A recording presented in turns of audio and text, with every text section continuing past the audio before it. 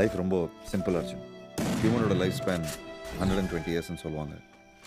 ஆம், என்னோட தாத்தா உன்னோட தாத்தாலாம் 100 வயசு வாழ்ந்துருக்காங்க. 190 ஆச்சு, 98 ஆச்சு, 80, 70 ஆச்சு.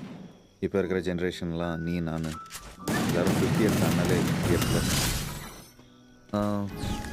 இப்போது எல்லாருமே சொல்லுவாங்களே, ஆ, நீ 100 வருஷம் நல்லா இருங்க.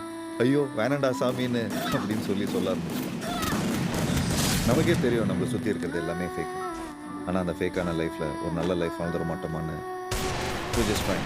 லைஃப் ரொம்ப சிம்பிளாக இருந்துச்சு. ஹியூமனோட லைஃப் ஸ்பேன் 120 இயர்ஸ்ன்னு சொல்லுவாங்க.